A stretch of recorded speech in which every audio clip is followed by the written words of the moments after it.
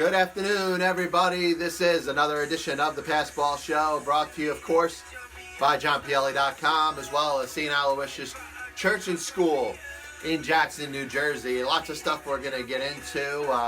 We've had a little bit of a scattered show over the course of the week, and I got to be honest, until I'm picked up somewhere, it's going to be at the scattered pace that I do it. And we're going to try a different time today. We'll be on with you from 12 to 1 today, Eastern. And potentially we'll try to do it again tomorrow. Maybe a Saturday, afternoon, noontime, get into everything going on in the world of sports. I've been previewing some of the topics that I want to get into, and a lot of stuff that I'm interested in isn't so much the day-to-day. Hey, did the Yankees win? Did the Mets win yesterday? Or in football, did the Giants or Jets win? Or how are your local teams doing on a game-in, game-out basis? I'm very much interested in the stories and how they do apply to the world of sports. So I'm going to throw the number out there if you're interested. Be part of the program. The number is 732-364-3598. That's 732-364-3598. First message I want to get out there, I want to wish my lovely wife Diana a happy 11th wedding anniversary. Obviously a very special day, a person that means the world to me. Diana and my two kids, without them, I wouldn't be any close to what I am right now. So thank you, and definitely a happy, very, very happy anniversary. Different topics we're going to hit up today, because there's a couple things that interest me that I've seen over the last couple days. And the first story I want to jump into is a little bit of to discuss the passing of a legend in the world of professional wrestling. And one of the shows earlier on in the week that I was on, it might have been the one on the 17th, where I was talking about, wrestling and how it, impacts the world now with the use of performance-enhancing drugs and stuff in it. But there was a long-time champion that managed to stay away from the use of performance-enhancing drugs and actually took the sport extremely seriously.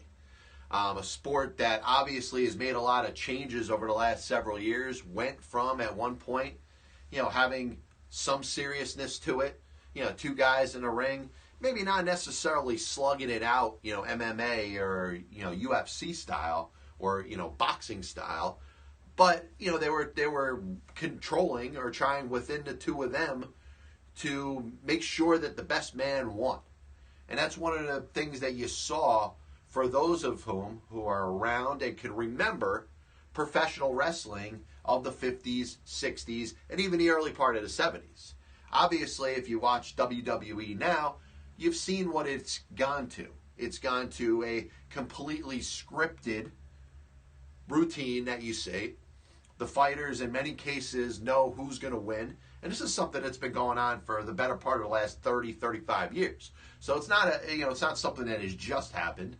Obviously, if it's something that went from, two people fighting mano a mano, may the best man win, to something that becomes completely scripted overnight, there'd be more of a backlash. But, you've seen a generation or two, probably two solid generations that have followed professional wrestling and have followed it in a way where they know that every single thing that's going on is scripted. It's taken a step further. It's been moved to the next level now, where it essentially is a male's version of a soap opera, where the drama, the build-up to everything is just as important to the fighting that you see in the ring. And obviously one of the things that have ravaged the sport and have changed it, probably to a point where there's no return, is the use of performance-enhancing drugs in the sport.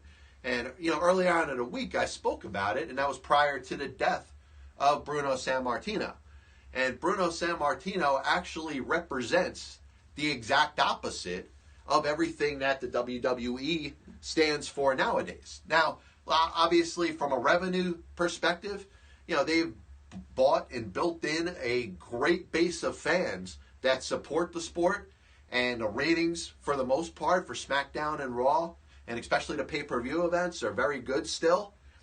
But it's a sport that has certainly changed and has certainly gone away from being a sport. Now, you look at a guy like Bruno Sammartino, unfortunately, as much as he is respected in the deeper parts of the world wrestling community, as his representation of what he did for the sport as an icon, as a great, as a legend, has not been spoken much about. And that's what I'm going to speak about today. Bruno Sammartino is essentially, and was essentially, the Babe Ruth of professional wrestling. A lot of people that don't follow wrestling on a day-to-day basis, or may just know of the WWE, the male soap opera as it is right now, may not think that there's much to that statement.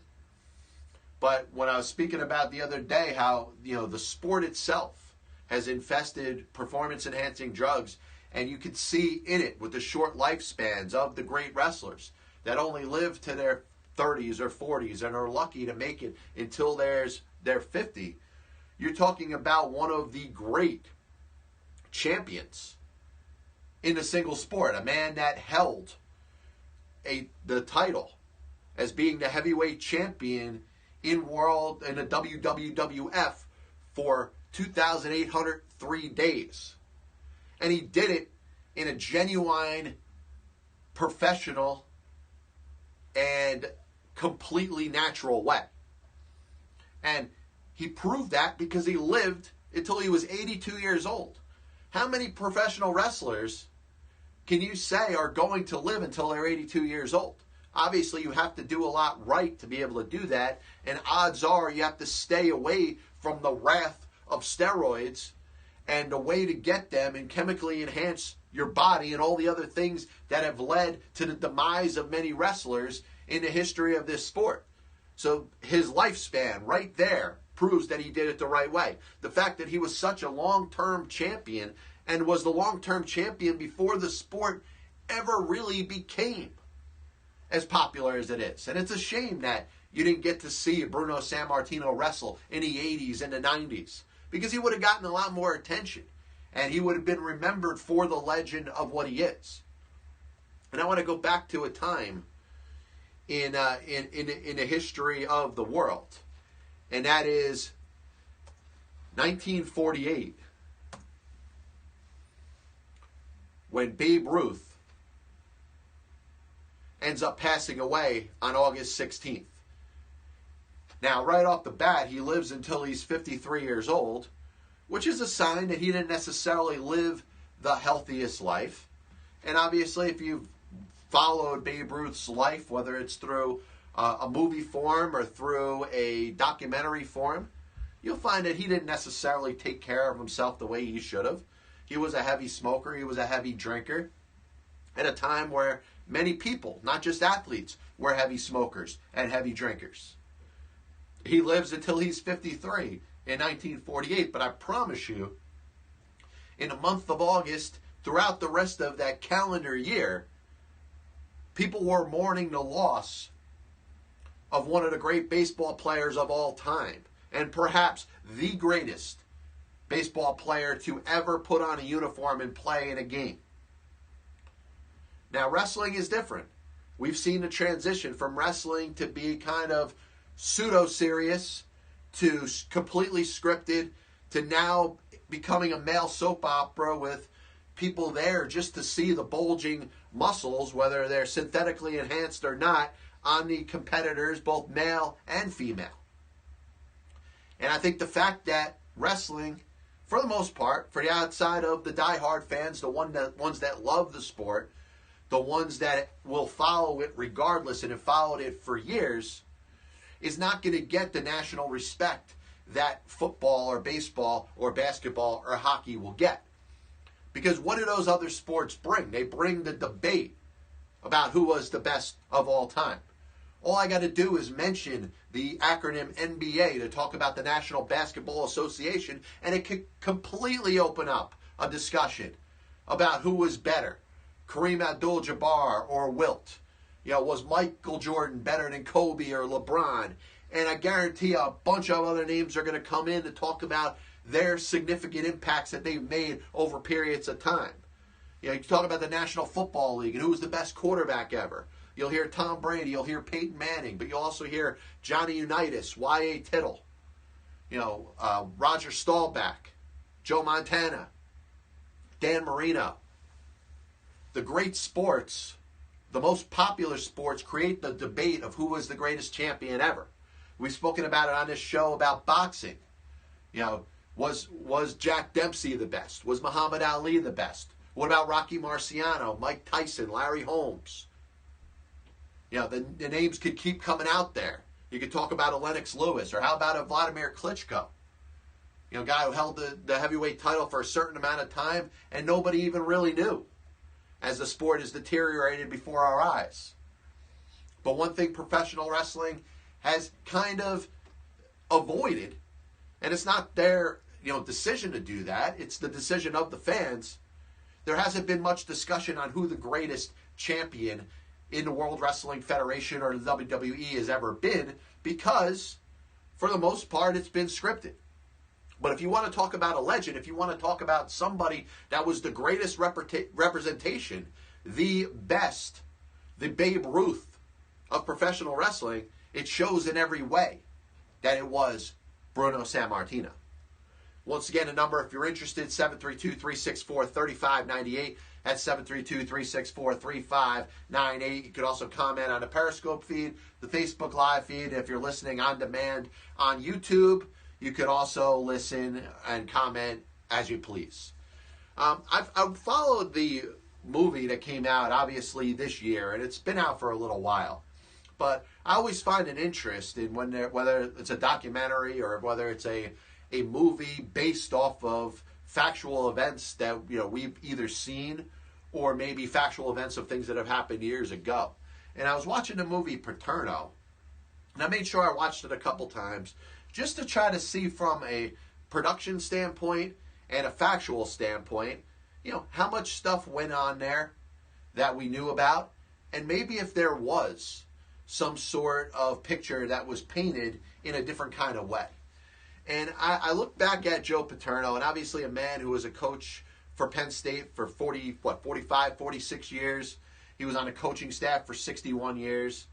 The fact that this, series of events continues to go down with Jerry Sandusky and what he did to those children, how far back it could be traced to when he started molesting young boys. This was something that had to be painted as much of it as it possibly could on Jerry Sandusky himself. He is the one that made the decision to, act this way, to treat these boys this way, and in many cases ruin the lives of many young children that were there, and they were vulnerable because of the charity that he was representing. He started the Second Mile. The Second Mile was originally created to give those children that either don't have parents or don't have much opportunity or are living in poverty a chance to, just grow and become young men and women and young adults. And I think it might have been all boys. But, this is a man that took advantage of an opportunity he was given to do so much good. And he's sitting where he deserves. He's rotting in jail. He'll be there hopefully for the rest of his life. But I'm sure as he's sitting in that cell, he at some point is going to have to acknowledge or be honest with himself in how he has negatively impacted so many other people's lives around him. And I would say after watching the Paterno movie on HBO, that's the one thing that kind of came to the forefront for me, was not just Jerry Sandusky, the evil man that he was, raping little boys, ruining their lives forever, and finally, being held accountable for it. Unfortunately, you wish that something like this could have come to the forefront and he could have been taken off that campus and put in a jail cell a lot sooner. But the facts are the facts. But the one thing that stood out for me is how much that ruined the legacy of Joe Paterno. And we could have a discussion, and a lot of people are very passionate when they say, hey, Joe Paterno at a couple times was given hints that there was things going on. There was the Mike McQuarrie incident in 2001 that he reported directly to him. Obviously very distraught and shocked and scared, just like anybody would be if they went into a bathroom area and saw an older man molesting a younger child. I think anybody that, God forbid, you would ever have to do that, how would you react? And Mike McQuarrie, I know, took a lot of heat as well. He is looked at as maybe the whistleblower or maybe the person that, created a certain action that led to this man finally being brought in and put in jail where he deserves. But, how much could Joe Paterno have done? You hear repeatedly in a movie, but also repeatedly reported beforehand that once this incident was brought up to him, he went to his superiors, his two superiors, and he made sure he reported it to them. Whatever discussion was made, whether it was the three of them, whether it was his two superiors by themselves, the decision was made not to call the police and not to involve the police at that moment. Once that happened, it's hard to really gain or maintain any respect for anybody in that situation. You have the report, whether that report was true or false, of a boy being molested at the campus in the locker room of Penn State. Whatever decision was made did not bring that to the police, was obviously a terrible job.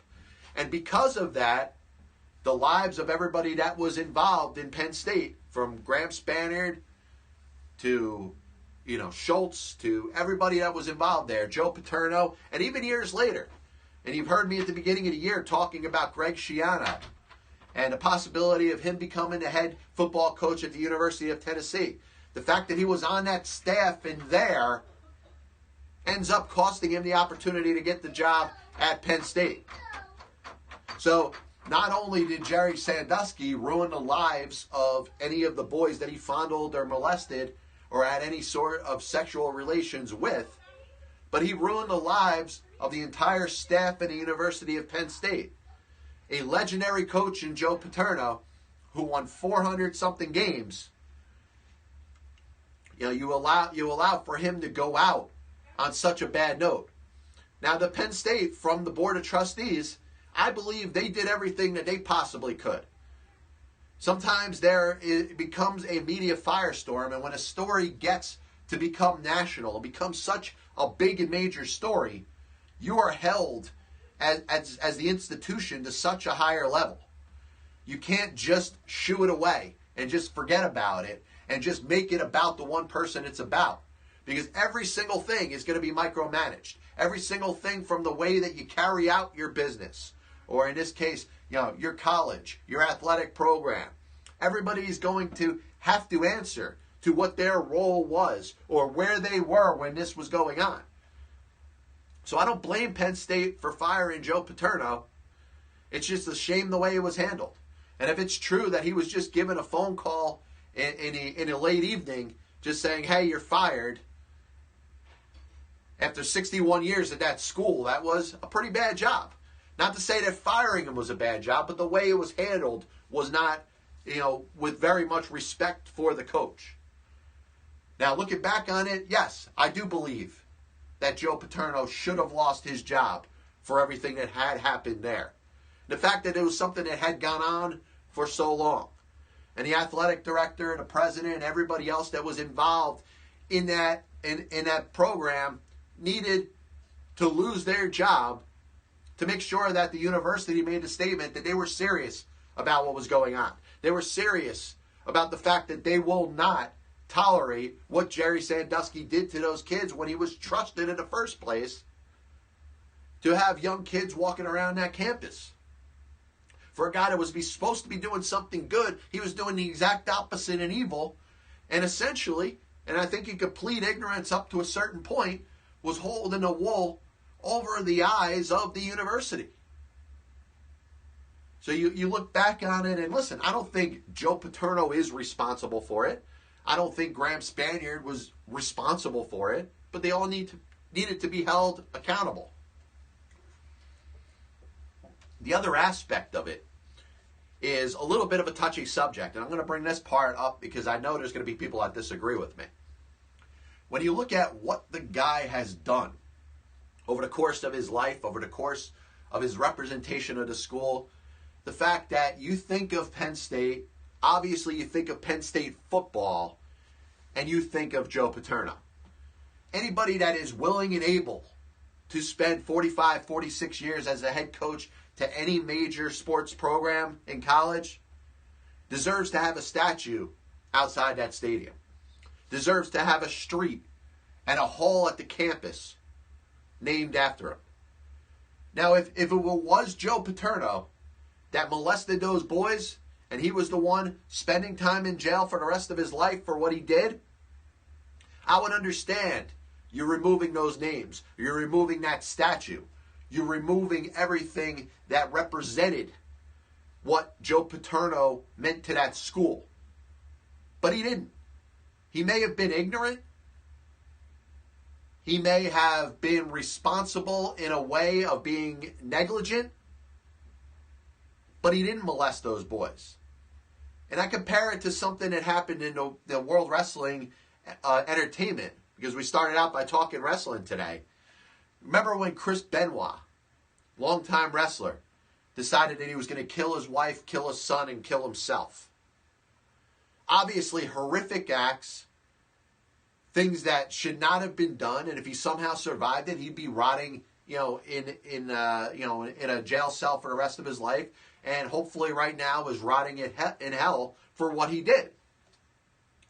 Now, the WWE, because it was such a heinous crime and it was such an evil thing that he did, essentially cut ties with him, forgot that he ever existed, never mentioned his name on that program again.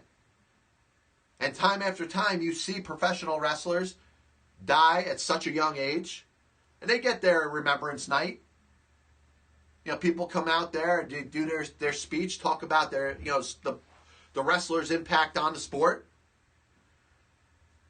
But you look at somebody that committed such a heinous crime, you should make sure that you never mention that person again. The same thing should not apply to Joe Paterno.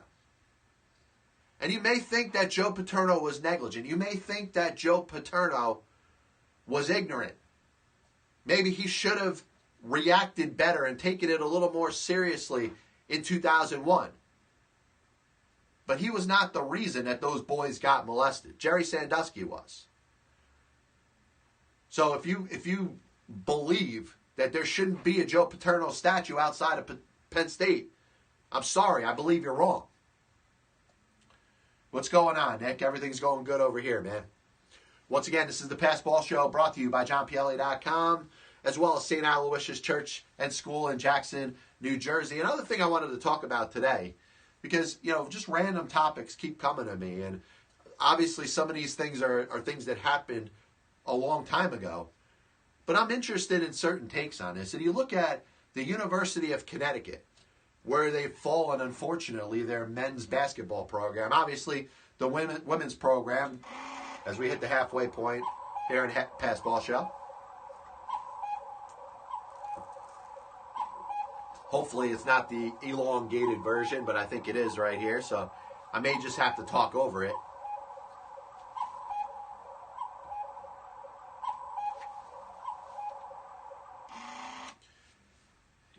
The women's program at UConn obviously is dominant. Gino Auriemma's got a school that is recruiting the top women, that they want to go to Connecticut, continue the tradition going on a school that seems to never lose. They carried back-to-back undefeated seasons into the NCAA tournament, unfortunately not winning, but they've won a ton of championships.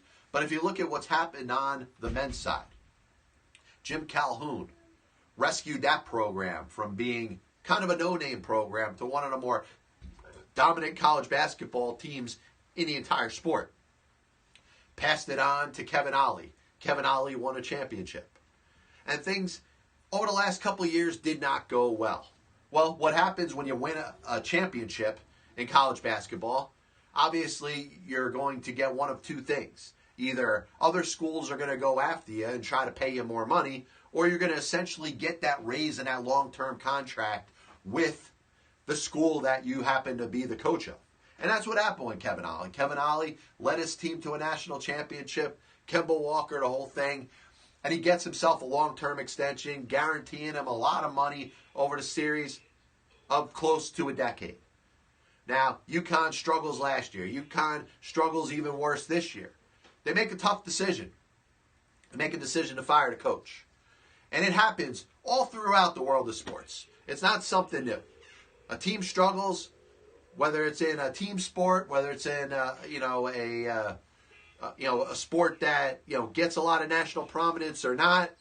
If the team's struggling and it's determined by upper management that they need a new face, they need a new voice, they make the firing of the coach and they bring in somebody else. Well, the one negative thing about it is when you have a coach that has succeeded before. And when a coach, like I said before, has succeeded before, they've earned that long-term contract, which in most cases is guaranteed.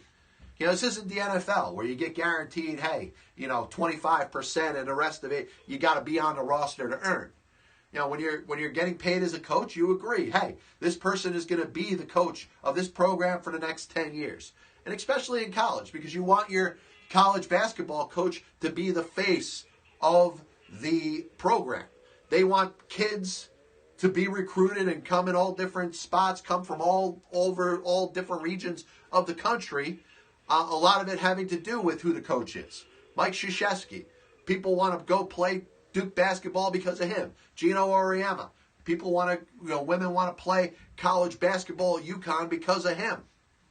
The same thing you want to create with your coach, especially one that you commit yourself to for the balance of about 10 years. So Kevin Ollie's sitting on a big contract, and UConn may realize that they want to make a little bit of a change. And they decided they want to do that. They decided they want to bring in another coach. Here's where they went wrong. In that case, whatever university you are, whatever organization you represent, when you make the decision to pass on the coach, when you make the decision to move on from the person that's running your team on the field or on the court, you got to eat the rest of that contract that you signed on your behalf. If the coach signed it, that he's going to stay at this particular program for this amount of money over this amount of years, the university also signed the same agreement. So Kevin Ollie should in no way, shape, or form have any issue with receiving the rest of the money for his contract over the lengthy term that he was supposed to be there. Now UConn is trying to take advantage. They're trying to put their lawyers in there. They're trying to do the best that they can to save themselves money. For that, I respect. But that's all I respect. Because the fact that they would try to say that there's some sort of recruiting violations going on and Kevin Ollie was dismissed because of anything that was devious is a complete joke. All it speaks out is that UConn's trying to be cheap and they want to do everything they can to not pay the coach. They made the decision that they didn't want the coach to be there. It wasn't because of the recruiting violations. It was because of the play on the court. If the University of Connecticut was going to the NCAA tournament, making runs, going to the Elite Eight, going to the Final Four, Kevin Ollie's job would not be on the line. That's where the issue comes in. It's about wins and losses, but the University of Connecticut is trying to make it about things that are not about wins and losses. If Connecticut had just won the national championship, they would not care at all about these recruiting violations. And it's just that simple. UConn's trying to be cheap. So they want to say recruiting violations are a reason they dismissed the coach. No, it wasn't. It was because of the performance on the basketball court. They had 2 bad years in a row. They decided it was time to move on. So what do you do in that situation? You pay the man. And that's what the University of Connecticut should do. Once again, this is John Pielli. Sorry about the cough there. I don't have a cough button. 732-364-3598 if anybody's interested in being part of the program. I will be on next week on 1450 AM WCTC in Somerset, New Jersey. We'll be talking NFL draft. I'm working on a guest. As soon as we confirm it, I'll announce it over social media. Be a pretty good guest to talk about the upcoming NFL draft. So we'll spend some time, talking about that then. I'll probably be back with you tomorrow around the same time. I think we'll get a little more into the NFL draft then as we do kind of a pre-show to the show that we do on Monday. Of course, Mike Sanfilippo, Joe Lally will be joining me from 1450 AM WCT, the studios over in Somerset, New Jersey. One of the things that kind of, I try to stay away from when the baseball season starts is a lot of the overreaction that we see from, how is a team doing in the first couple weeks. Remember, it's April 20th right now. I'd understand. You want to see your team win regardless. If you're a Yankees fan, there's a couple things that stand out that you should be frustrated about. It's not so much the pitching to me, because I think it'll come around. I think they have 5 starters that are more than serviceable. They may not have a legitimate ace. Luis Severino, of course, can be that ace, but I don't think he's proven enough to put him up amongst the likes of a Chris Sale or a Justin Verlander or a Max Scherzer or a Clayton Kershaw. But I think he's the best of what the Yankees got. I think their bullpen is very deep. Even with the injury to Tommy Canley, I think they're going to be all right over time. The one thing that concerns me about the New York Yankees is the lack of defense and the lack of fundamentals. And this is one of the things that wasn't brought up when the Yankees decided to make a managerial change. And I'll make a comparison to another prominent baseball franchise, the St. Louis Cardinals, who have won 11 World Series championships. Of course, in 1926, 1931, 34, 42, 44, 46, 64, 67, 82, 2006, and 2011. So if you're talking about one team that is supreme to its league, that's not the New York Yankees, it's the St. Louis Cardinals. And if you remember the St. Louis Cardinals, like I do growing up, they were the most fundamentally sound team that you saw in all of Major League Baseball. They played the game right. They advanced bases. They bunted. They made sure they played very solid defense, of course, led by the great Hall of Famer Ozzie Smith. You would never see the St. Louis Cardinals beat themselves. But over the last 2 or 3 seasons, this season, probably not. I think they've improved a little defensively. But you saw a large drop from a fundamental standpoint of a team that was known for being very fundamentally sound. Now, we talk about the New York Yankees, and we don't necessarily talk about fundamentals. We talk about power hitting. We talk about legendary players. We talk about Hall of Famers. We talk about winning. Of course, we talk about World Series championships, 27 of them, obviously.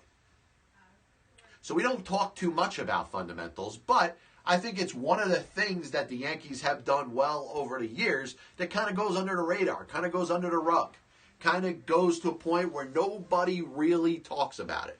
And maybe because it's not needed.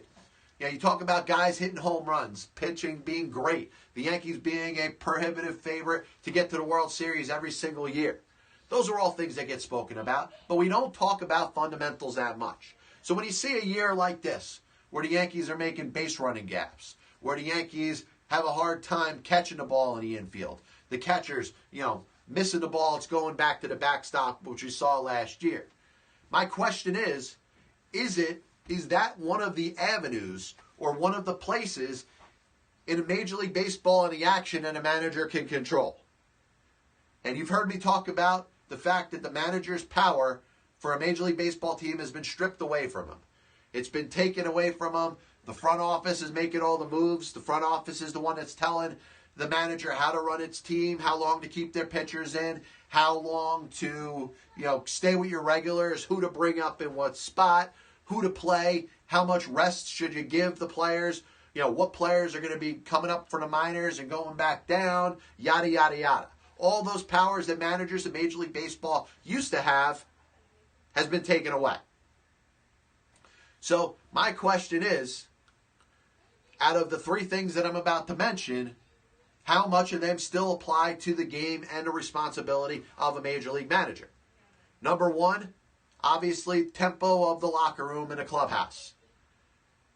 Are players getting along? Is there any sort of divides? If there is, the manager's got to squash it. The morale of the team. Are they able to hold their heads up high after a win? Or do they bury themselves and start to, be, negative amongst each other? Do they start infighting after you go through a 5-game losing streak? If you have a couple bad weeks, is it throw in the towel and quit? Manager has the ability to control that. But when it comes to fundamental baseball, base running, you're either going to be aggressive or not be aggressive. But, it has to be held within the parameters of, being reasonable. If you're down 4 runs in the 8th inning, do you try to go first to third on a shallow base hit in the right field? Odds are you should hold it second. That's not the time to push the envelope. Are you as a manager enforcing that, making sure that your players are playing smart on the field? When they're taking their chances, are they taking them at the right times of the game? And the other one is how much emphasis is put on defense. How much I.O. are you having over the course of a pregame? Are infielders making sure that they're taking their ground balls? Are the infielders making sure that they're taking ground balls in every given field that they play? Yankees are on the road. Are they making sure they get a good sense of that infield and how it's going to play? So how much bad defense are you going to see before you ask what the manager can do to fix it? Because trust me, I'm the biggest, proponent of the manager in Major League Baseball now. You'll very seldomly hear me call out a Major League manager. There's been decisions in games, and I'm questioning whether those decisions are even made by the manager anymore. So if I'm not sure if the manager's even making that decision, then why am I going to blast them on my show? Or why should anybody blast them on their show? So this is the first time that I want to try to study and figure out how much of an influence a manager has on the preparedness in playing a game defensively. Giancarlo Stanton goes through a slump. There's no way you can blame Aaron Boone for that. But Tyler Wade, Neil Walker, Ronald Torreyes, a couple of the outfielders, Gary Sanchez, they're missing the ball and it's getting thrown all over the place. How much of it can be controlled by the manager? And how much of it can't? Those are all things that interest me. But I'm trying to, as an analyst, try to study the evolution of the game and how it's changed. Because if this was 1980, or if this was 1990, or if it was even 2000, I could call out a Billy Martin, or I could call out a Davey Johnson, or I could call out a Joe Torre, and say that they are responsible for certain things that are happening on a baseball field. In 2018, we can't really do that because the front offices and the analytics and the stats and the computers have taken over the game as we've seen it. I do want to spend a little time talking a little NBA, NHL as we get set for the weekend here. Once again, I'll be back with you tomorrow, 12 to 1 p.m., trying the afternoon time. Thinking about it, it's pretty interesting. I think it's a different time to get a poll, to get a sense of where people are. I can also share, the show later on in the afternoon and again tomorrow morning, which I will do, of course. But, of course, we'll be back with you tomorrow, 12 to 1, and we'll be on WCTC 1450 a.m. Monday evening, 7 to 9 p.m. Eastern. As we're following the playoffs, the Cleveland Cavaliers lost, Game 1 to the Indiana Pacers. In a game which, for a certain amount of time, they were not very competitive in. They were getting beat up pretty good. And you follow that up with a game in which they win 100 to 97. LeBron James comes up big, essentially carries the team. It's something you can expect over the course of a series. Here's the issue I have with the Cleveland Cavaliers. We're right now, all we're really doing is wondering how far the execution is going to be extended for. And I know from a basketball fan standpoint that has followed the last 3 NBA Finals, which have featured the Golden State Warriors and the Cleveland Cavaliers, they've wanted to say that the Cavs are the favorite in the Eastern Conference until they get beat. I'm having a hard time believing that right now. I just think that there's going to be a time where the Cavaliers are eliminated. And it might happen in this first round. They got 2 games in Indiana coming up. If Indiana, uses their home court advantage over the next couple games, all of a sudden the Cavaliers are down 3-1. They got to win 3 straight if they're going to make it to the next round. They might as well just lose in the first round. Because matching them up against a potential Toronto, who has something to prove. And I do believe there's a little bit of a storyline there. I do believe the Toronto Raptors are a team that, have had a very good season. They've been very good in the NBA and Eastern Conference over the last couple seasons. Now they got to prove something. I think it would be a fun and exciting matchup. Raptors, Cavaliers in round number 2. You can find out. Are the Raptors finally for real? Are they good enough to finally get to the Eastern Conference Finals? And then you have the Cavaliers, who, I got to be honest, as good of a job they did at the trading deadline, making all those changes, as good as they've looked at times with this new team, it's just a matter of when they get knocked out. Now, I predicted that they'll beat the Pacers in the first round. I think they can beat the Toronto Raptors in a 7-game series. I think that you talk about the star power of a LeBron James and his ability to carry the entire team.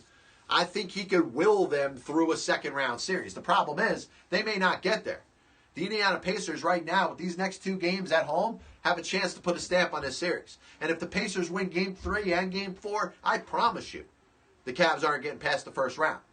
But it does set up some intrigue if the Cavs are able to squeak by here. Cavs, Raptors, you got the remnants of a team that may be on their last legs. You may talk about a superstar in LeBron James who may be playing his last couple games in Cleveland. The length of where the Cavaliers go in the playoffs may be a sign or an audition for LeBron James as far as how much he wants to stay there. All that put aside, I don't see the shelf life of this particular team going very far in the playoffs. The thing is you look at the Raptors, they've been unproven. They haven't won the big game yet. You got the Philadelphia 76ers, who are probably one of the more exciting young teams in the entire NBA. I think they may be able to take a shot to get to represent the Eastern Conference. And I think if there's a year that the Philadelphia 76ers could do it, it's right now. Let's think about it. Boston's hurt. The Irving injury. If you're the 76ers, you got to win a couple big games against a couple big teams. You got to beat Boston. You got to beat, potentially Cleveland or Toronto at some point. But if I'm going to talk about what team I think is best equipped to get to the finals, it might be the 76ers. Obviously, I'd say Boston if Irving was there. If I saw a little more out of Cleveland, a little more continuity amongst the players on a team, I'd believe in them. But I think with the Cavaliers, it's just a matter of time. Do they lose now to the Pacers? Do they lose next round to the Raptors? Can they toughen out a win against the Raptors? I'll tell you, 76ers Cavs for Eastern Conference Finals. The national people may think the Cavaliers are favored, but I would be shocked if the Cavs got past the 76ers or the Cavs got past the Boston Celtics. I think they're a better team than Indiana. I do. And I think they might be able to edge Toronto in a tough-played 7-game series. Outside of that, I can't imagine them going any further. I can't imagine them beating Philadelphia. I can't imagine them beating Boston, even without Kyrie Irving. And the Western Conference, wake me up when Golden State is ready to represent them in the finals. The story has been all year about how great the Houston Rockets have been, and I've said this time after time. James Harden, Chris Paul, Mike D'Antoni. 3 guys who have never stepped up in a big game, have never stepped up in a big series. And if you want me to think any differently about the Houston Rockets, I want to see them come up big in a big series. Who cares if they beat the Minnesota Timberwolves? I want to see them in a Western Conference Finals going up against the Golden State team and taking it to them. Not running in hide when the game's on the line like James Harden did last year.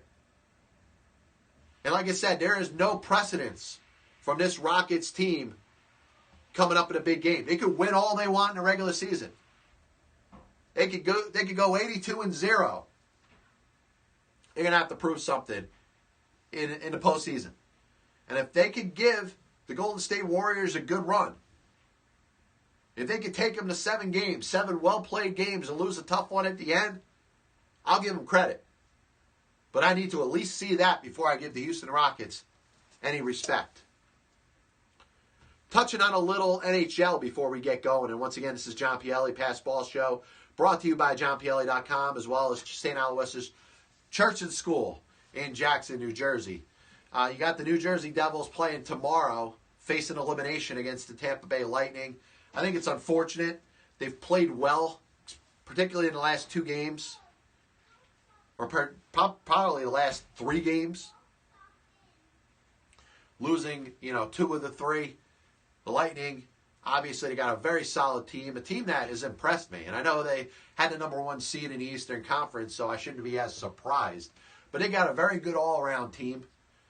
They got a solid goalie. A guy that's up, obviously, for the the award for the best goalie, the Vincenza or whatever the heck it is. The Venzia. But, this is a team that I think, is pretty solid. And it's probably shown what the Devils have done this year. They've played a very good, a very good team, very tough. And I don't think they're going to make it through the first round and will be the Lightning, whether they finish it to, Saturday in Tampa Bay or, the next game in New Jersey. It's going to be a matter of time. You're talking about, delaying the execution like we were talking about the Cleveland Cavaliers. I think that's where the New Jersey Devils are sitting right now. And it's, just pretty simple. They've had a good year, a good come-out season. The expectations will certainly be a lot stronger and heavier next year. But, if I look at them right now, I can't see them coming back from 3-1 to beat the Tampa Bay Lightning. You look at the Pittsburgh Penguins, the 2-time defending Stanley Cup champions, getting ready for Game 4 tonight at home against the Philadelphia Flyers. They got a 2-1 series lead. They now have a home game here, and if they could somehow manage to win this game, they could, take a commanding lead over a team in Philadelphia that had some expectations coming into this series. Penguins a big win in Game 3, but remember, they are at home. You're looking at where they finished. The Penguins had, a little bit of an advantage, more points. An advantage of 2 points, where they have a little bit. You're looking at a team in Philadelphia that I thought was the stronger team coming in. Penguins have taken it to them. They have a 3-1 series lead, Game 5 in Pittsburgh, and a chance to move on to the next round. But we've talked about teams that have dominated in the world of professional sports. And I think you can look at the Pittsburgh Penguins and say perhaps they've not gotten as much credit as they deserve. A league that has been very competitive. There has been a lot of parity. There has been a lot of teams that have come out from the woodwork and given themselves a strong run. The 2-time defending Stanley Cup champions have been looked at as the 3rd or the 4th best team in their own conference. So my question is, we got Sidney Crosby, and you got Malkin, and you got a veteran team that has won before. Why are they not getting the credit that they deserve? I'll be honest. I looked at the Flyers in this series, and I thought the Flyers were going to win. They still may. In a similar 3-1 hole that the New Jersey Devils are in. I thought this was a solid Flyer team. I thought they matched up very well with the Pittsburgh Penguins.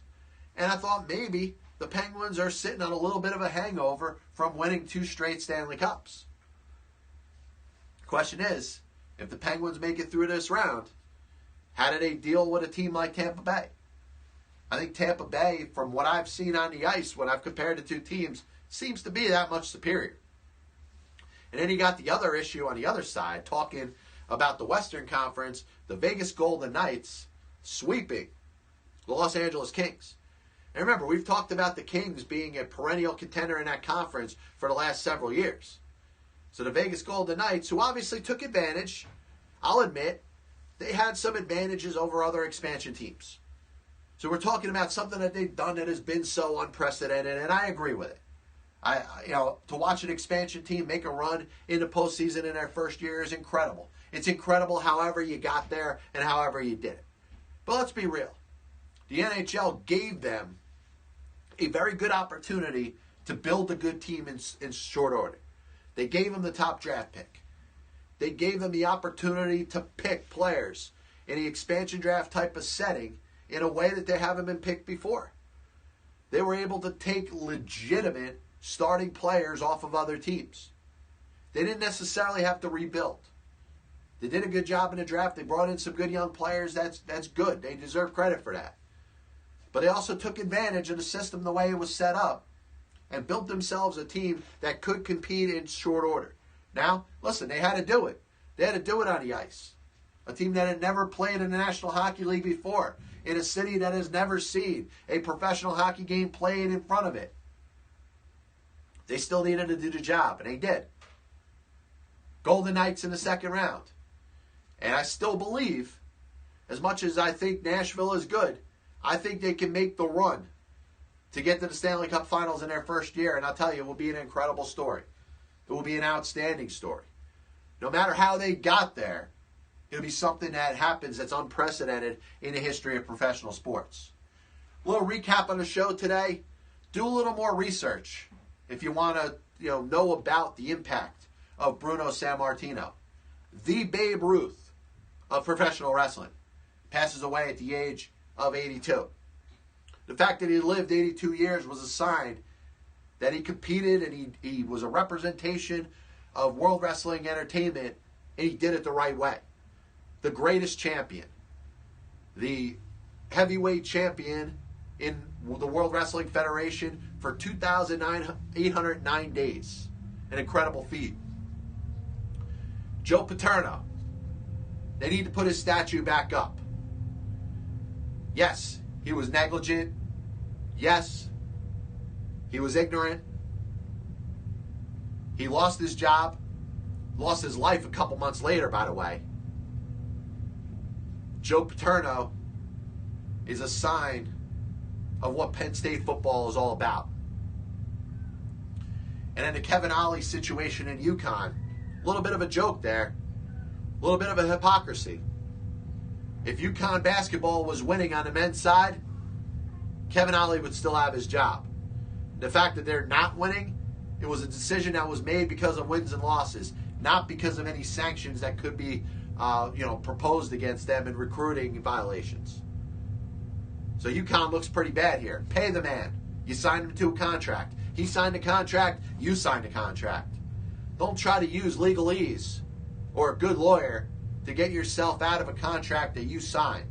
You want to fire him? Pay him the rest of his contract. Of course, you got NBA, NHL playoffs, NFL draft coming next week. Obviously, a lot of stuff going on in Major League Baseball. If you want, listen to the show again. We'll be back with you tomorrow, 12 to 1 p.m. Eastern. And, of course, on WCTC 1450 a.m. on Monday from 7 to 9. God bless you. And, as always, I'll see you on the other side.